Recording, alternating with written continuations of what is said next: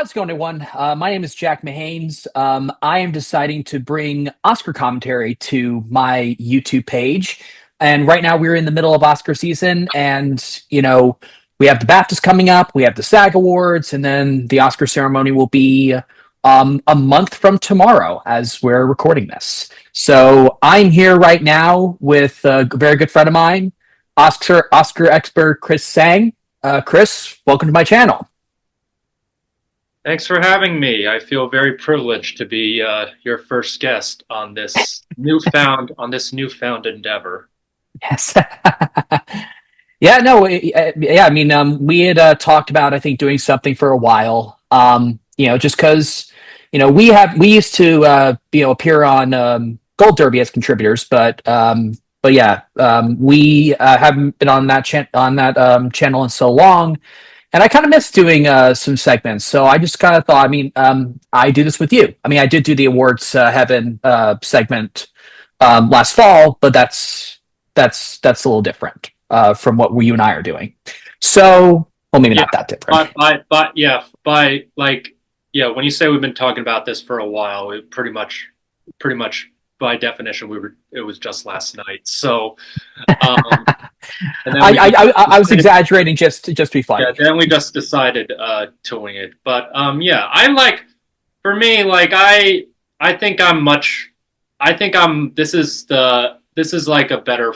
This is like the perfect format for me personally to express my thoughts and opinions and whatever expertise I may have about the Oscar ceremony. Just because, like, I've always been more of a talker than a texter. It leads to better Same. than quicker, deeper conversations, and just like better. The tone is important, and sense of humor is important too, which is better conveyed through through verbally. Oh yeah, you got to have a sense of humor, especially when talking about the Oscars, because otherwise it would just be boring. Yeah, So especially at this stage when it's we'll get into it later, but a lot of categories, particularly the mains one, look pretty decided, and now let's just say people around the award stratosphere on social media. Let's just say they're getting pretty bored. oh, absolutely. Absolutely. And we can talk about a lot of those, possibilities that some of them are, throwing out there, or to quote Mean Girls, trying to make fetch happen, if that makes sense. So, okay. So I think that given that the BAFTAs are happening in 8 days as we're recording this, I think that's like the next major precursor is coming up. And honestly, with BAFTAs, that's really going to be more of a telltale sign of who's going to win at the Oscars. I would argue even more than SAG, because the Oscars are becoming more international, and we've seen a lot, like BAFTA have more of an influence on the outcome of the Oscars compared to SAG. So I think that this was the perfect conversation for you and I to have. Oh yeah, But yeah, I agree, especially with this timing. I mean, I wouldn't say the BAFTAs aren't completely international unless you're like a European film, but they're the closest. They're the closest we got for now, in terms, because I think every precursor, especially given like what has happened in the last few months with how the international films have performed. Let's just say a lot of the industry precursors have some problems or biases when it comes to international films. But yeah, right now this is the best we got, and this is the only industry precursor that does where they have most, if not all, of the Oscar categories that are going to be presented in the month. exactly. So I just say we just go right to the top, and we just start off with best film, or actually in the order that these categories appear on the Wikipedia page. So, all right. Well, so for best film, the nominees are Hamnet, Mari Supreme, One Battle After Another, Sentimental Value, and Sinners. So One Battle After Another, is undoubtedly the front runner of the Oscars. It's won the most Best Picture prizes thus far. It's got a whole lot of nominations at the Oscars, and it did very, very well here as well. So I don't see any reason why it wouldn't go to One Battle After Another. However, the one that I have in second, only because I think that this group could be a little bit more positive on this movie than maybe the Academy, is Hamnet. I have Hamnet in my second place spot. I don't think it will win, but if anything else were to win this category aside from One Battle After Another, I actually would say Hamnet. But what do you think?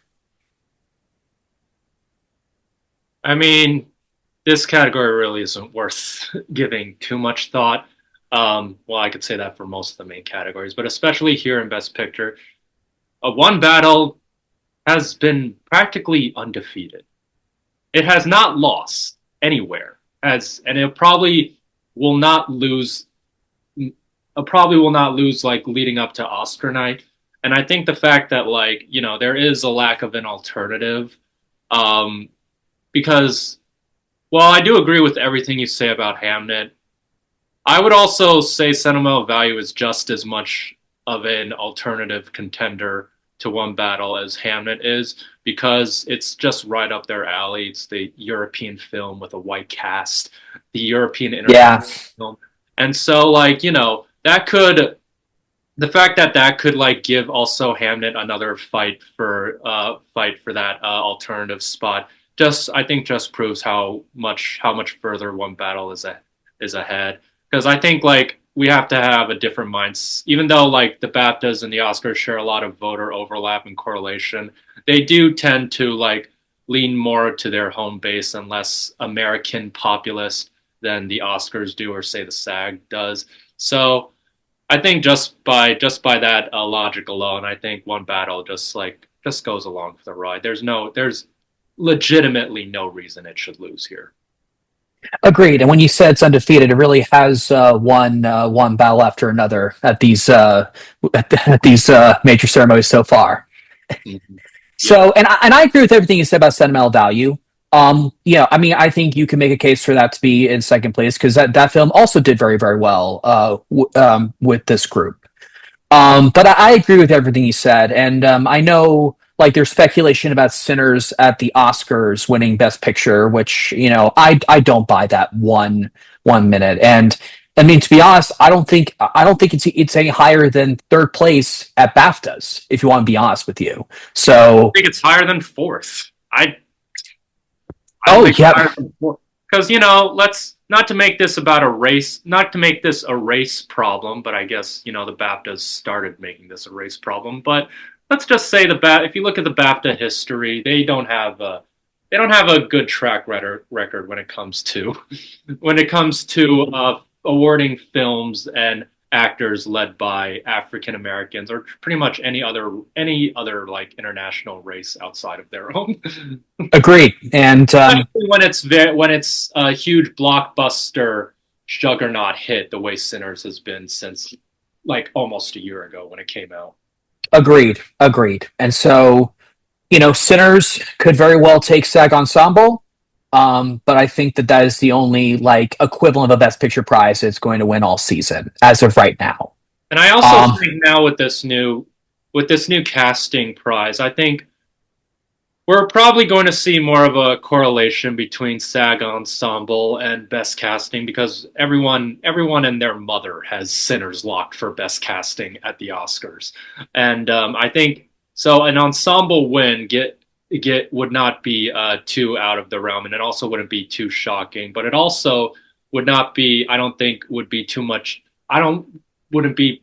People shouldn't put too much stock into like that as a best picture threat winner even before casting when like ensemble like didn't a lot of ensemble winners didn't used to win best picture in the past, especially now that SAG is like more sentimental, populist, and diverse towards like films and ensembles like that, because every time someone would win at SAG, the first person they would think is the casting director. So mhm. I think we're going to see much more of a correlation with that than Best Picture.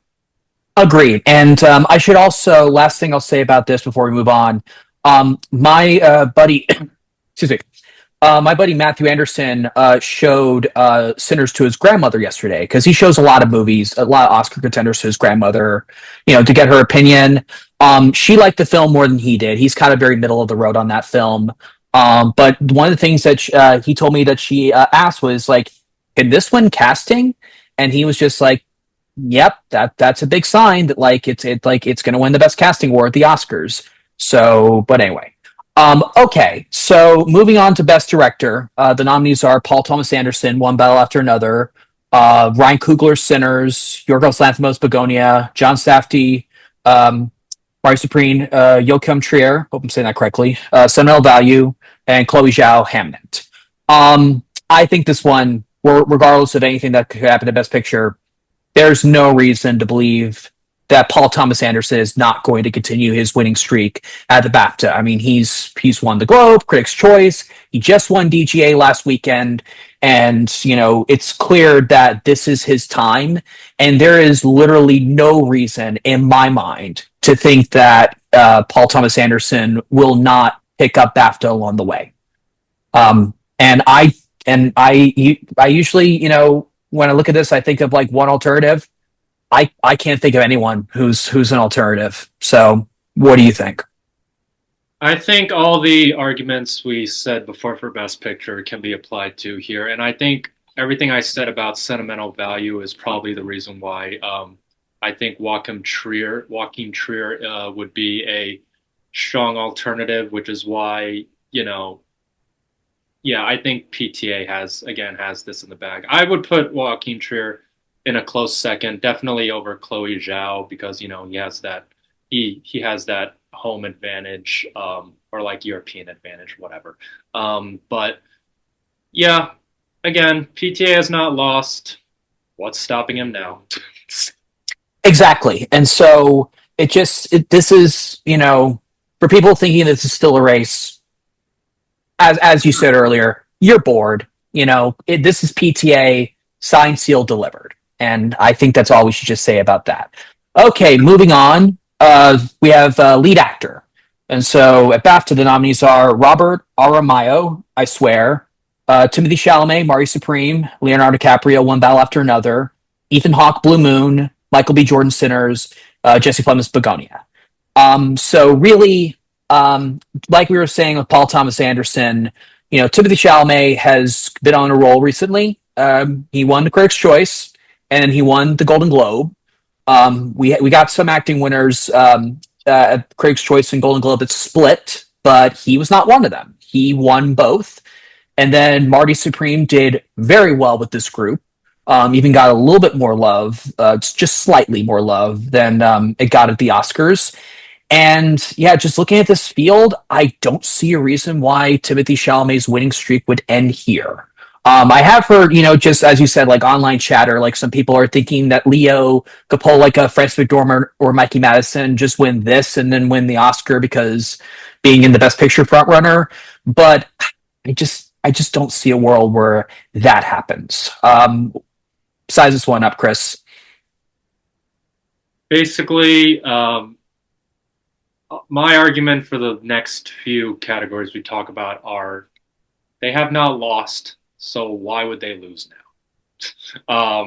And again, there's just no strong alternative in my opinion, really. Regardless of everything that's going on with that movie, and let's just say certain people behind the scenes. I think a lot of people can separate separate certain people from other controversial stances, and be able to award those like particular achievements with that by its spot on its merit. There's no finer example of that than the whole Amelia Perez kerfluffle last year. So yeah, I got nothing more to say on this. Yeah, Zoe Saldana, really good for her for managing to come out of that whole Amelia Perez controversy, or scandal, I should say, completely unfazed. Like absolutely nothing stopped her. And yeah, I mean, I think that this is kind of, if I had to compare us to anything, it's kind of like a, King Richard. Like we know, like, because, and I gotta say this as well with, some of the chatter online about like that Timothy can't win two SAGs in a row. I mean, a lot of people win, repeat at SAG. I know a lot on the TV side, but also to those people, are you guys forgetting Renee Zellweger when she won SAG for Chicago? She lost the Oscar to Nicole Kidman, but then the next year she swept undeservedly, but she swept, and SAG gave it to her again. So now that this is looking to be Timothy's year, um, I think he's definitely got BAFTA, but I mean, Chris, who would be his challenger at SAG? In case most people did not already come to this conclusion from just the nominate SAG nominations earlier, uh, voters are lazy, Mm-hmm. and I highly doubt in such a populist body that like they would go for something more, I don't know, independent. I Granted, I'm sure there's like more respected, experienced actors at SAG that like a lot of people would could vote for, but and they have done that in the past. I mean, look at freaking Alec Baldwin winning like 7 years in a row. But like I I think SAG, as much as they've deviated off of nominations and winners in the past, and they become less of a reliable industry precursor in terms of like their like broad international appeal. They still like want to be right. They're not. They will not. They rarely will go rogue unless they're truly passionate about some alternative. So again, same thing as before. There's no reason why they should lose. Exactly. And moving on to Best Actress, I know we're probably going to say a lot of the same things that we just said about Timothy Chalamet. But at BAFTA, the nominees are Jessie Buckley, Hamnet, Rose Byrne, If I Had Legs, I'd Kick You, Kate Hudson, Song Song Blue, Chase Infinity, One Battle After Another, Renat Reinsve, Sentimental Value, and Emma Stone, Begonia. Yeah, Jessie Buckley, she's won the Critics' Choice. She won the Drama Golden Globe.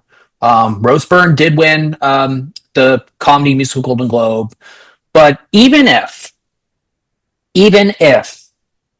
Hamnet is not the most SAG-friendly film, as you could say, and and Jessie Buckley has like a minor trip up there, kind of similar to Adrian Brody last year.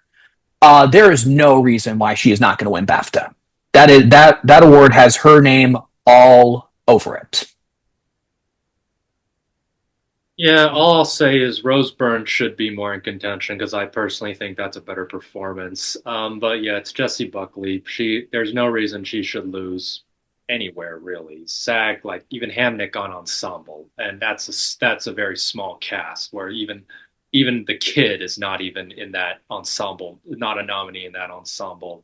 Oh god, that role was just Oh, ridiculous. How he how that just shows how much. Well, one SAG is very traditional. They need to change their rules with a lot of categories, honestly. But like, but yeah, again, no reason she should lose. I hope Rose Byrne wins somewhere, but nah, not. It's probably not going to happen.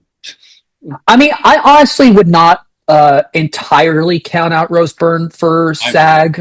I would. Okay. I mean, yeah, I mean, because the only case I can make for Rose Byrne at SAG is that she has more name recognition compared to Jessie Buckley. But my case against her at SAG would be that, excuse me, that is not a populist film at all. And that is not, I don't think that, that film is going to be high priority viewing I because thought she wasn't going to get nominated for like a month ago for SAG. I knew she was still going to get at SAG. I mean, I knew the committee was going to see that, and she was definitely going to get in for definitely what's a powerhouse performance. But yeah, no, Jessie Buckley's going to win BAFTA, and she's going to win the Oscar, and I think she's very likely going to win SAG.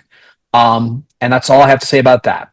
Okay, now we get into the categories that I think maybe might we might have just a little bit more of a discussion as to some possibilities compared to the leads, if you want me to be honest with you. But a BAFTA for supporting actor. The nominees are Benicio del Toro, One Battle After Another, Jacob Elordi, Frankenstein, Paul Mescal, Hamnet, Peter Mullen, I Swear, Sean Penn, One Battle After Another, and Stellan Skarsgård, Sentimental Value. So I really think that Stellan's going to win this. I know I do this is too. a yeah, this is a category that I know some people are not confident about, and I think this is a category where people are entertaining a lot of different possibilities. But if you ask me today, I think Stellan wins here. I think Jacob Elordi wins at SAG. You know, transformative role. The movie's on Netflix. It got a Best Cast nomination. He's very well known for being on Euphoria, and SAG has a lot of TV actors. So there will definitely be a good amount of TV actors who would vote for Jacob Elordi. But I think even if he does win SAG, I just don't see him winning the Oscar this time. I really do think that if Stellan wins BAFTA as we're expecting him to, that I think that he's going to win the Oscar. Particularly at BAFTAs. This is I would be personally shocked if Stellan Skarsgård lost this. This is the pitch prime perfect award show for him to win. His exclusion at SAG is really, I don't personally find that concerning because of the fact that sentimental value completely blanked over their period, and the fact that they just don't watch international films over there. So I feel like this will be very similar to like Christoph Waltz or Regina King, where he I think he is a safe bet because of his veteran status, and just how many people in the industry have worked with him, and it also gives sentimental value a win, not just here, because I think I have it winning elsewhere too, but also like at the Oscars because of the way it overperformed. And I just think personally Jacob Elordi may be a strong alternative, but also I don't think he has enough support personally, and I also don't think his casting on Wuthering Heights and the way that movie is like generating a lot of buzz right now as it's releasing in theaters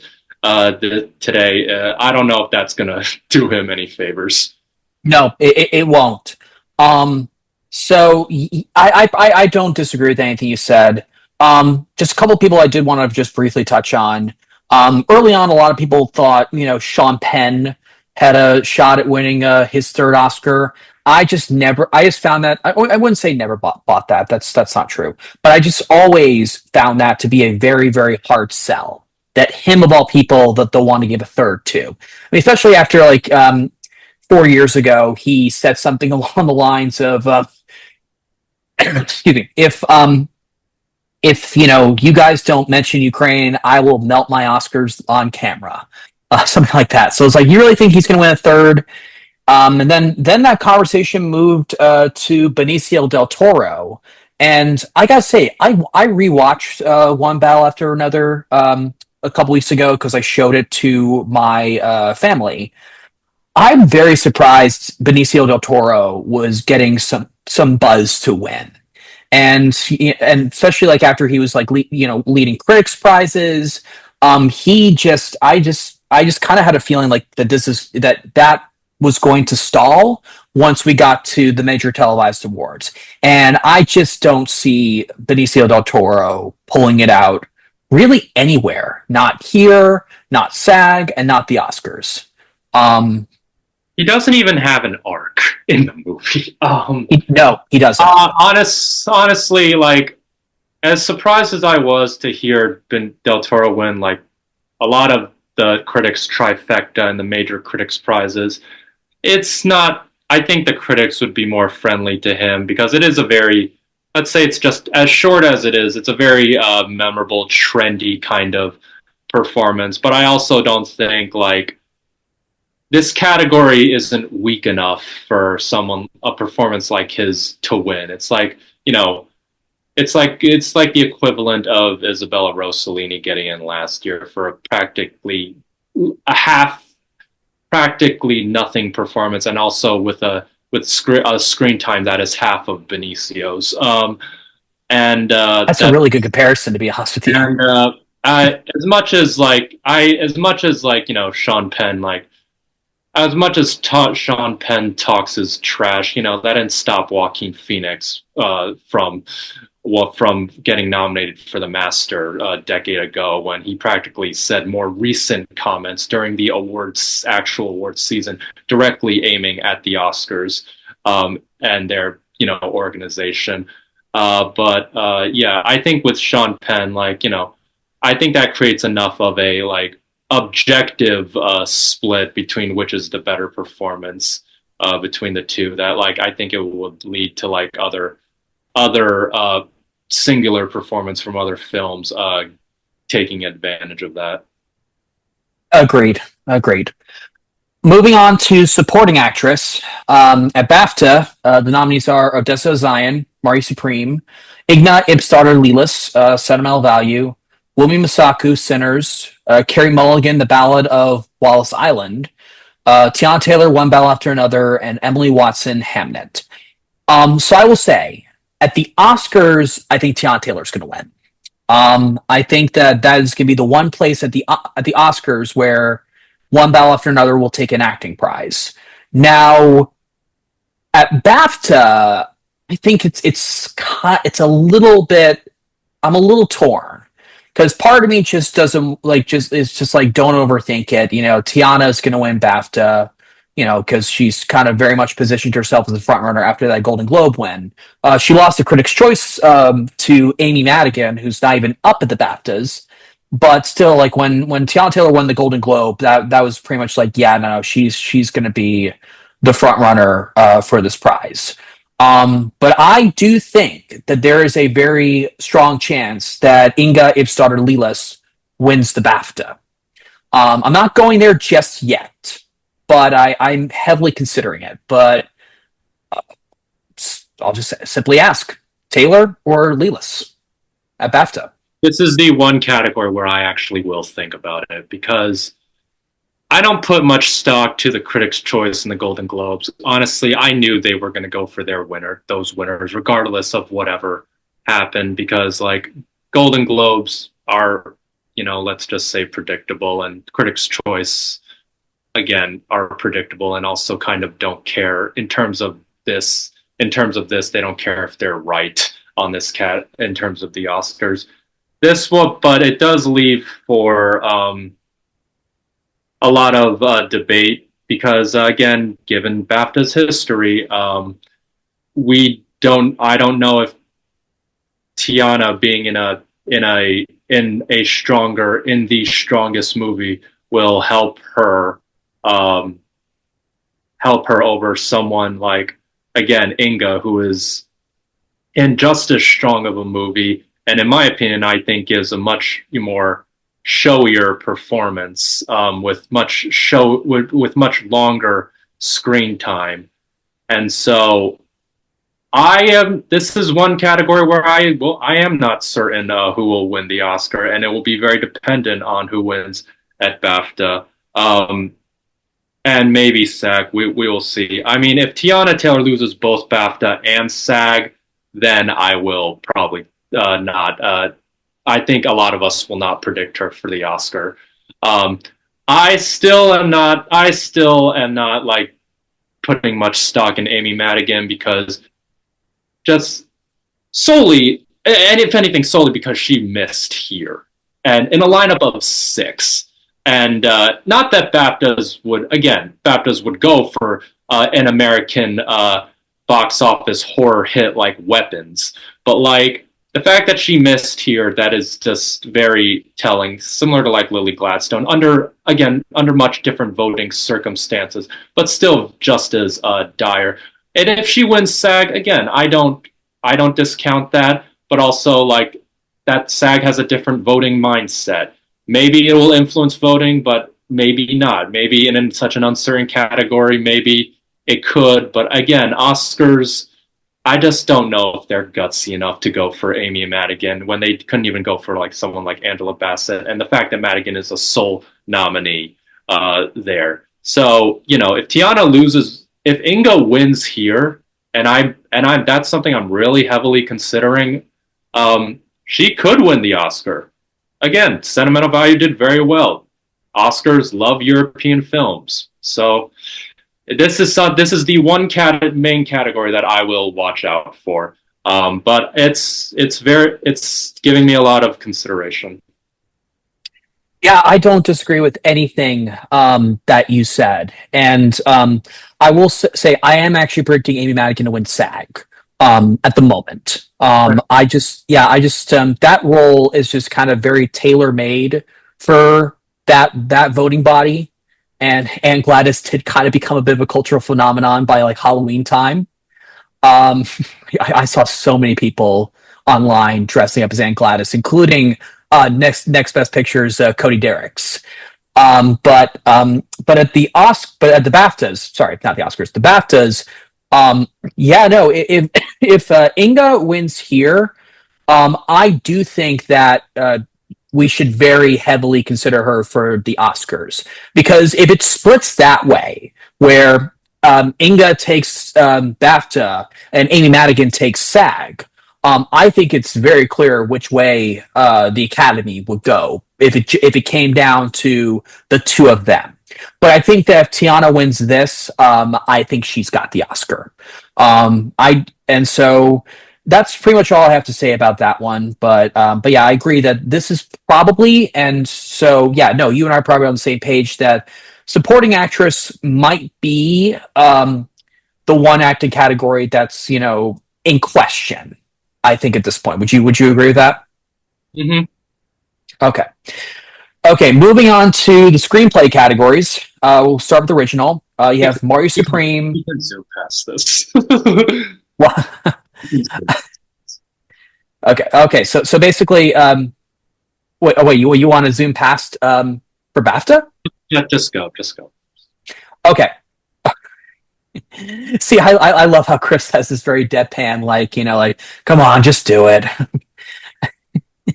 Anyway, so yeah, original screenplay: Mario Supreme, Sinners, The Secret Agent, I Swear, Sentimental Value. Um, I think you and I agree that Ryan Coogler will win the Oscar for Sinners for original screenplay, but I don't think it's out of the realm possibility that he loses here, and that could very well be Sentimental Value for the Yeah, BAFTAs. yeah.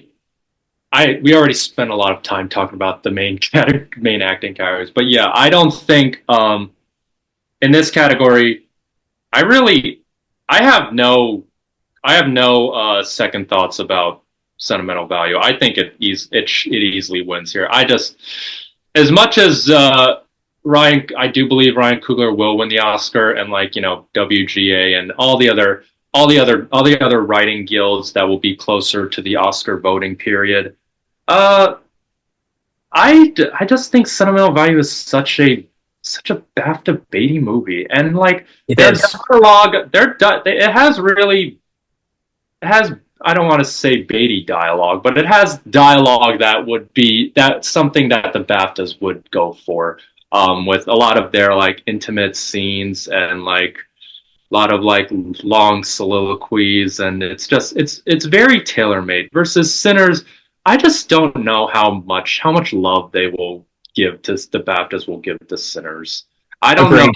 if they would drive well with that movie, just in terms of wins.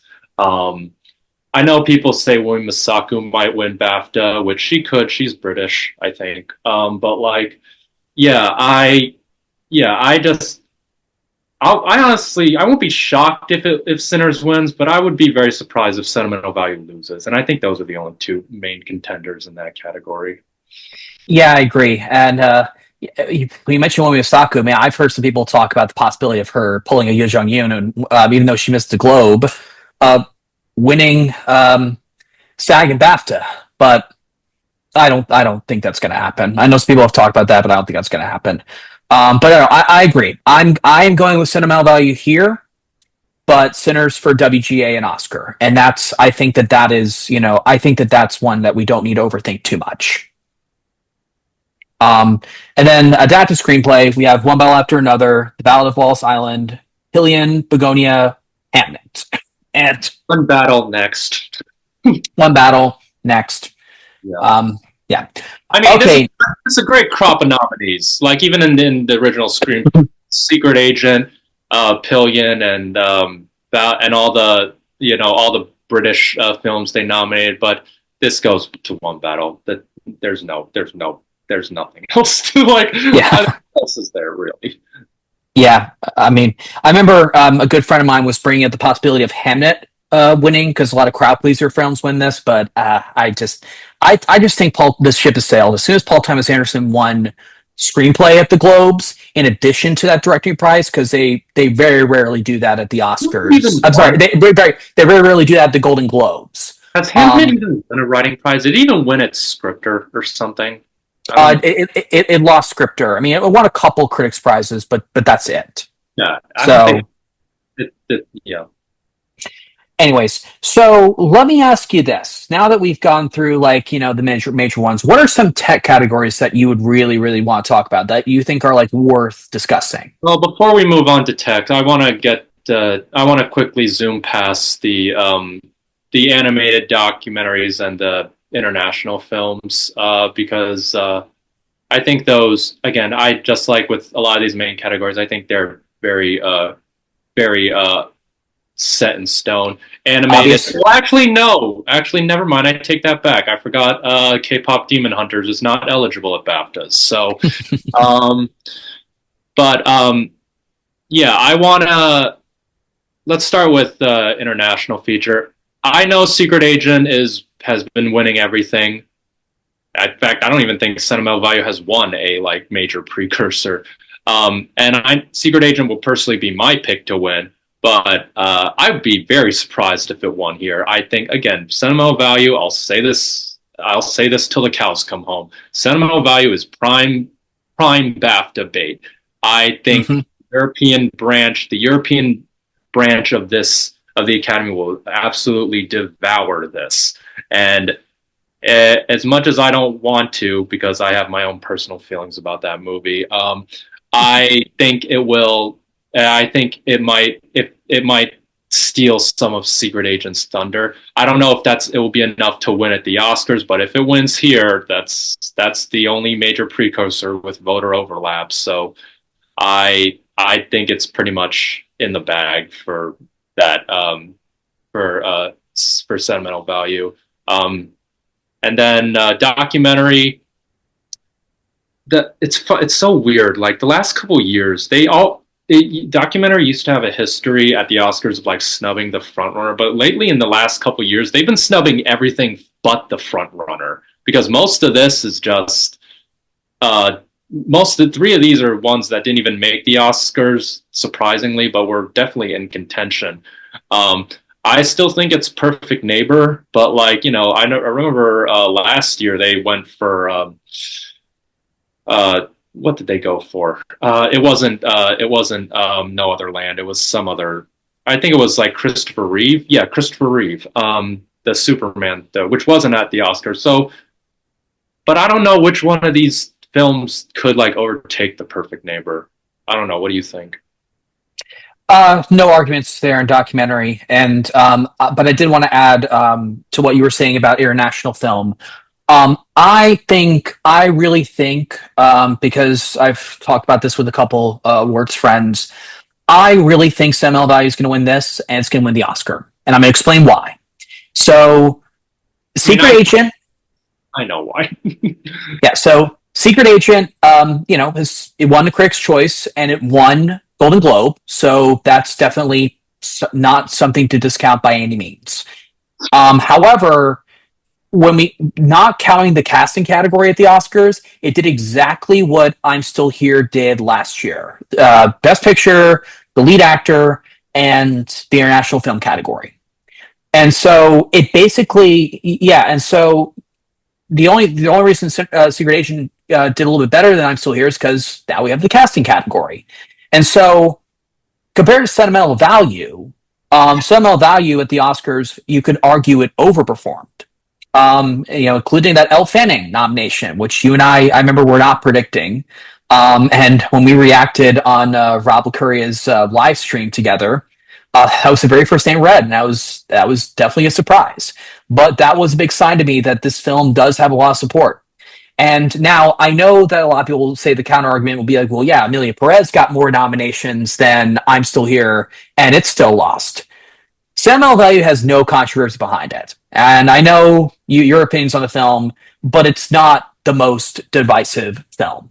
And also, the last time a country has won back to back in international was back in the 80s. Denmark won back to back. So it hasn't happened in quite a while. So that's really why at the moment I'm leaning. If Sentimental Value does take this as we're expecting, then I really do think it's going to win the Oscar too.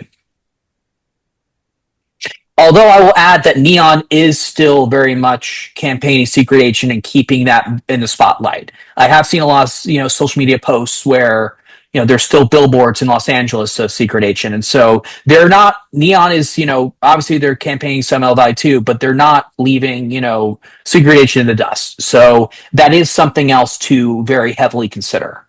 But yeah, and then okay, I had one I wanted to talk to you about at the BAFTAs. Cinematography. Wait, hold on. What do you have winning animated? Oh, what I have winning animated? I actually it's either Elio or Little Amelie. I think I'm gonna go Elio, to be honest. All right. I just don't know. I'm still on this because they're not gonna give to Zootopia 2. They're just not. Yeah, we'll see. But I will say, as much as everyone says K-pop Demon Hunters is a lock, again, who knows how much momentum? Maybe it is. It'll probably still win. I still have it winning, but don't discount the momentum of whoever wins this BAFTA category for animated, because we've seen in the past that they've tend to skew more international with Boy and the Heron and Flow. And they could easily something can easily. I know K-pop Demon Hunters has an international appeal to it, but you just never know with this branch. So I wouldn't be too confident on this on K-pop Demon Hunters at the Oscars, depending on who wins here. So it's just something to keep in mind. But definitely. This is definitely one to talk about, because I don't have Sinners winning this. I don't even know how many wins I have Sinners winning at the BAFTAs, but I guess we'll find out at the end of this video. But I don't have Sinners winning this only because, for the same reasons, I don't have it winning screenplay or pretty much winning any other main category. I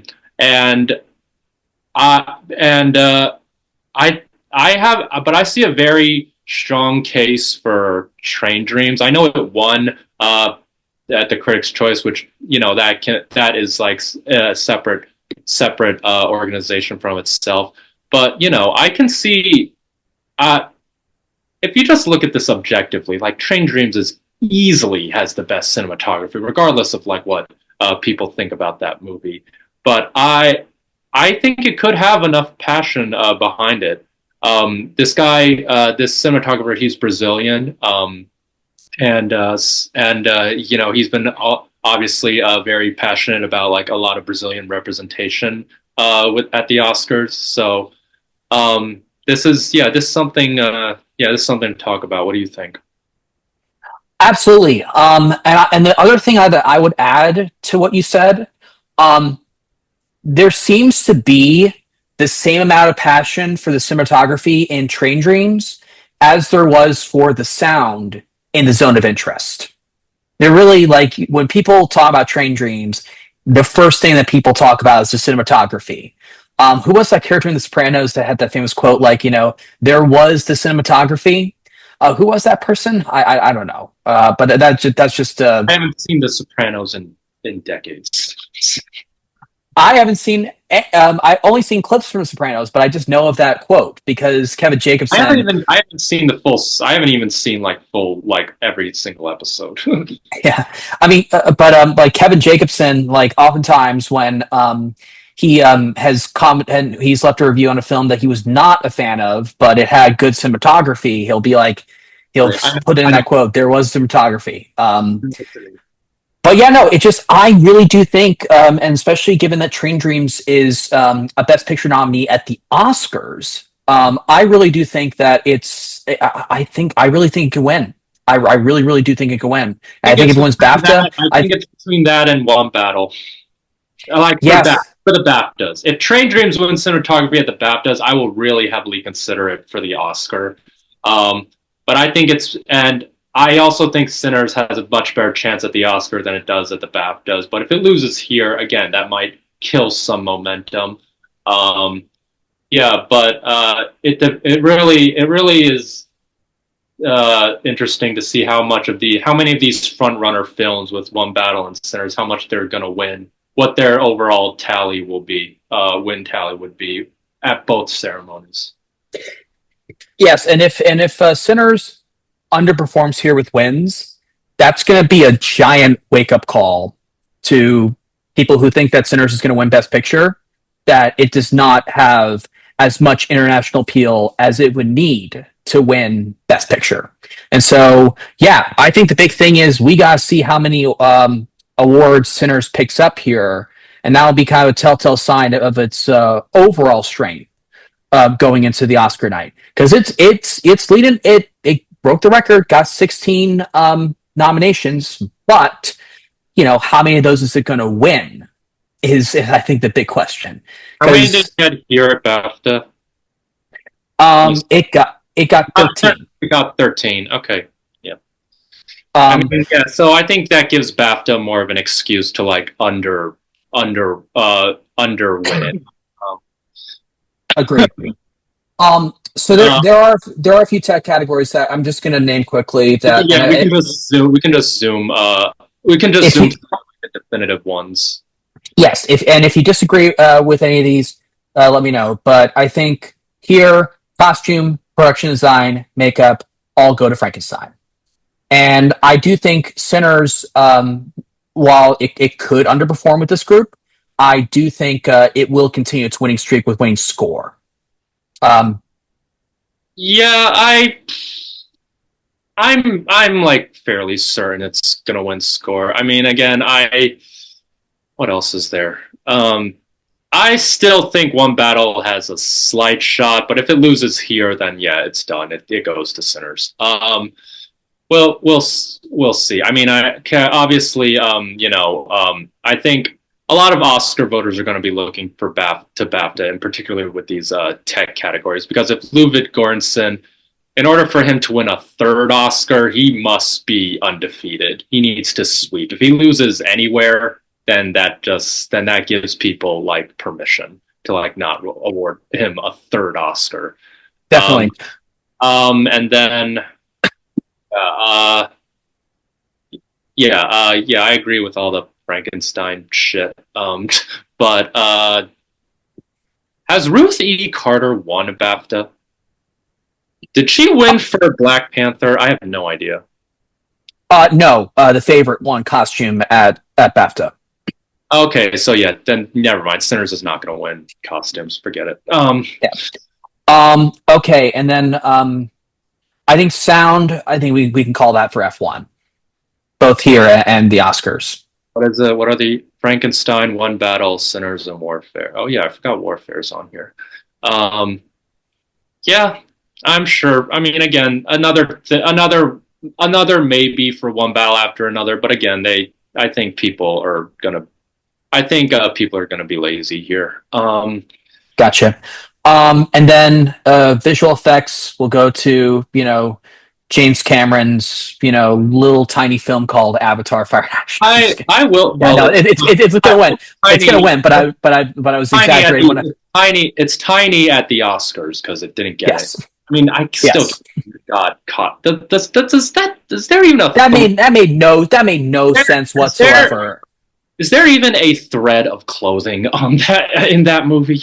Um, yeah. I mean, I will say for visual effects, not I won't predict it for I won't predict it for the BAFTAs or like the Oscars, but I will say visual effects. Like there's everyone always has the argument of like they always go to the best picture nominee because that's Hmm. why so many Marvel films never won this category. Um, and out of those, the lineup at the Oscars, F1 and Sinners are the only. Well, Sinners is not nominated at BAFTA, but F1 and Sinners are the only Best Picture nominees, and Sinners is sure as shit not going to win visual effects. So No, it's it not. could go to it could go to F. I'm not discounting that it could go to F1. I could see F1 pulling a Bohemian Rhapsody and winning everything except Best Picture. Now, I will say because Avatar has like win equity in the past with its visual effects, that's why I will probably keep it safe, and it probably will win BAFTA. Mhm. So I think it just has like the what's the word, the power and like it just has enough of the history and power of like and the prestige of this category. But we clearly F1 is a stronger movie, so this will really come down to like how the branch. Well, it's not the branch. How the whole academy sees Avatar as a whole. So yeah. Definitely. Okay, just two categories left. We touched a little bit on casting, but are you going with Sinners for the BAFTA? I do think it's going to win the Oscar, but are you going with Sinners for casting at BAFTA? Let me look. I swear will not. Well, I don't know. I haven't seen I swear. Is that an ensemble thing? Well, let me look. You look while No, no, I'll no, talk through. no, no. It's a 4-person cast. Okay, so just like sentimental value. Okay, so like yeah, I mean, again, this is another maybe for one battle after another. If Sinners is really that weak, at the BAFTAs at least, yeah, Marty Supreme's not going to win, not with Kevin O'Leary in that cast, but yeah, I think by default it will go to Sinners. But honestly, all these categories, I will not be surprised if Sinner law. I won't be surprised if Sinner's blanks, really. I don't think it will. I think it's pretty safe in at least casting and score. Um, but yeah, it will be very interesting. I don't know what are the past casting? Yeah, I don't. Yeah, the BAFTAs are not. They are not adverse to giving small cat. They gave it to fucking Joker. One like Yes, so I could see this going to sentimental value, or I swear if they want to be very rogue. So like this is not like a sure thing whatsoever, but I think by default it probably will go to Sinners. But again, if it loses, I will not be shocked in the slightest. agreed.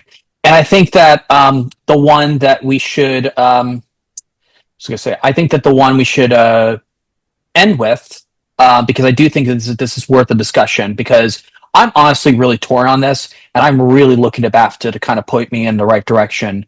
But film editing. So, um, I'm not that torn. I think it's F1. I yeah. again, there's a lot of these. How one battle does in these tech categories will be very telling because it could win 3 to 4 tech categories or it could win nothing.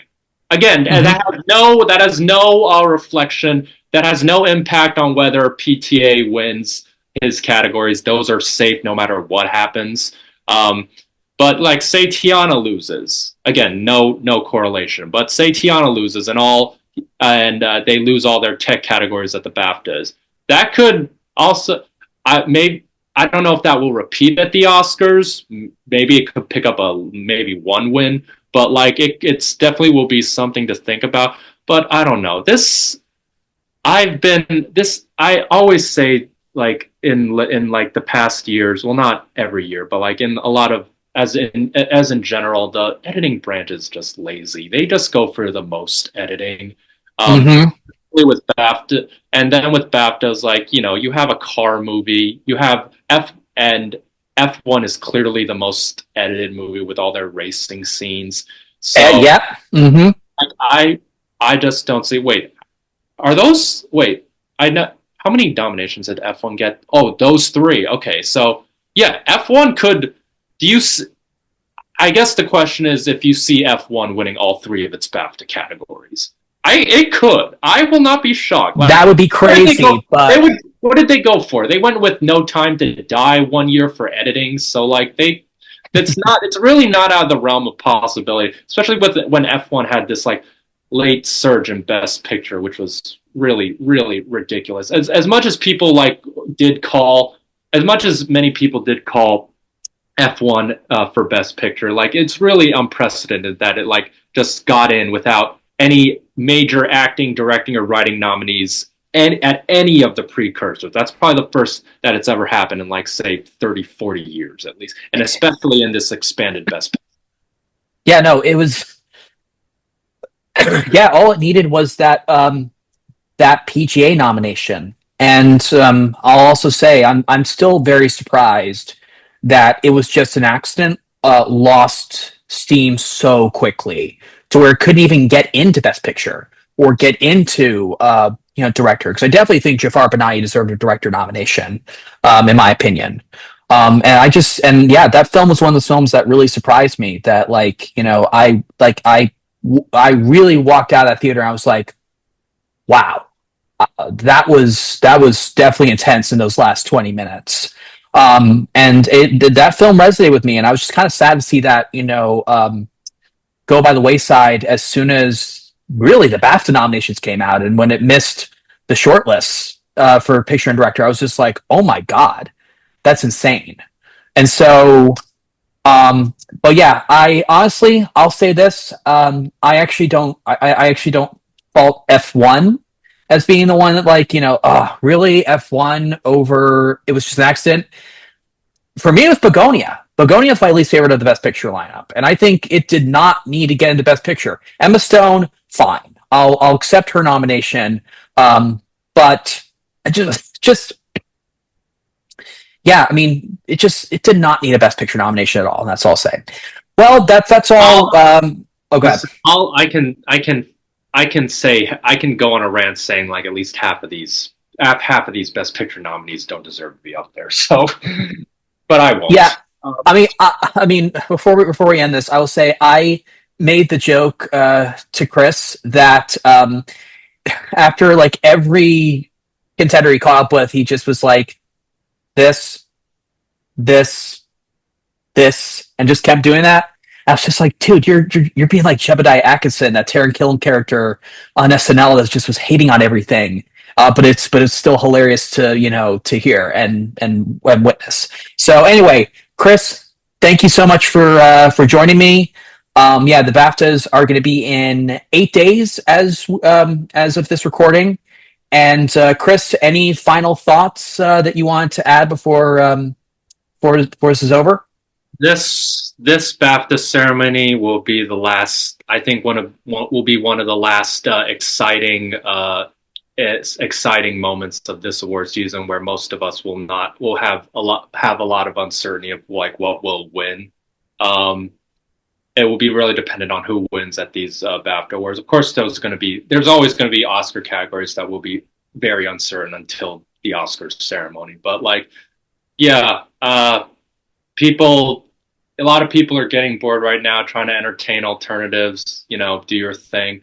But yeah, I think after the BAFTAs, I think a lot of categories, at least, or many of them, would be like set in stone, with the exception of maybe like 3 or 4. So Agreed. I'm excited to see what happens. All right.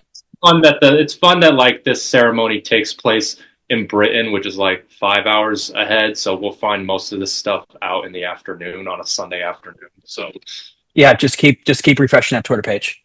yeah. All right. Well, Chris, thank you for joining me, and until next time.